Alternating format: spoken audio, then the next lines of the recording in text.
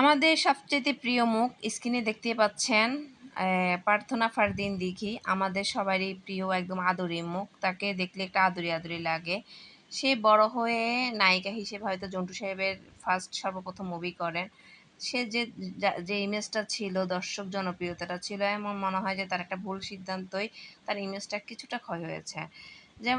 যেমন তুমি আছো তুমি নেই সিনেমা দিয়ে বোধহয় দিঘির সর্বপ্রথম বড় পর্দায় নায়িকা হিসেবে হাজির হয়েছিল। ঝন্টু সাহেবের এই সিনেমার কারণে বড় দিঘি প্রচণ্ড সমালোচিত এবং এক প্রকার হাসির পাত্রী হয়েছিল সবার কাছে। ঝন্টু সাহেবের সিনেমার ভিডিওগ্রাফি বলেন, ব্যাকগ্রাউন্ড বলেন, সব কিছুই কিন্তু খারাপ ছিল, এটা দিঘির দোষ ছিল না। তারপরেও দিঘি হাসির পাত্রী ছিলেন, কারণ দিঘি ছিল সেলিব্রিটি, এমনকি শিশু শিল্পী হিসেবে সবাই খুব আদরিয়া।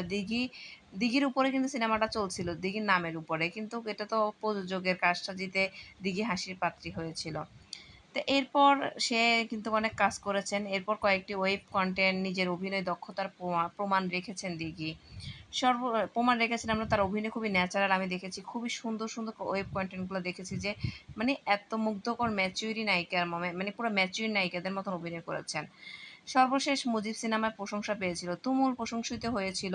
সবাই আমরা দেখেছি তার মানে অভিনয় কতটা ন্যাচারাল ছিল।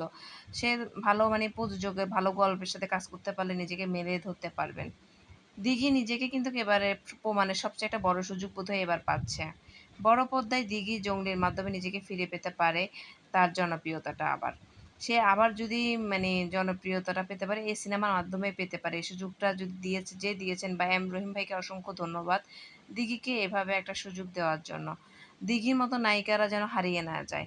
দিঘিকে ভালো ভালো কাজ দিলে দিঘি ভালোভাবে অভিনয় করতে পারবেন। সে শিকড় থেকে অভিনয় শিখে আসা মানুষ। তার মা একজন অভিনেত্রী, তার বাবা অভিনেতা ছিল। সেও ছোটবেলা থেকে হাতেখড়ি সে মানে ফিল্ম ইন্ডাস্ট্রি থেকে, এফডিসি থেকে শিখা মানুষ। তাকে শিখানোর কিছু নাই।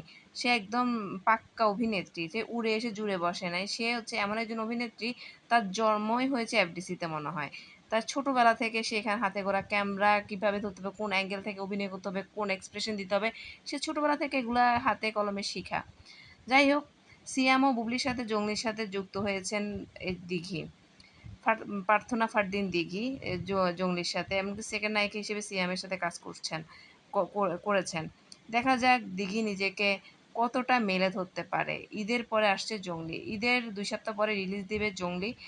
অনেক অনেক শুভকামনা প্রার্থনা ফারদিন দিঘির জন্য। আমি চাই দিঘি নিজেকে এবার মেলে ধরুক। দিঘি আসলে একটা লক্ষ্মী মন্ত্র মেয়ে, চেহারার মধ্যে লক্ষ্মী। আসলে সবাই টিকটক করে, তাকে সবাই টিকটকার বলে। কিন্তু আসলে সবার নাম হয় না, তার নাম হয়। কারণ তার জনপ্রিয়তা অনেক বেশি। সে ছোটবেলা থেকে সেলিব্রিটি।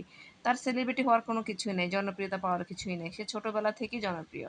তার এটার কোনো লোভ নাই। এখন তার একটা লোভ, সে ভালো ভালো কাজ করতে চায়। ভালো প্রযোজক পাইলে, ভালো গল্প পাইলে সে নিজেকে প্রথম সারির নায়িকা হিসেবে মেলে ধরতে পারবেন। তাই আমি চাই দিঘি ভালো ভালো প্রযোজকের হাতে পড়ুক, ভালো ভালো প্রযোজকের হাতে কাজের করার সুযোগ পাক।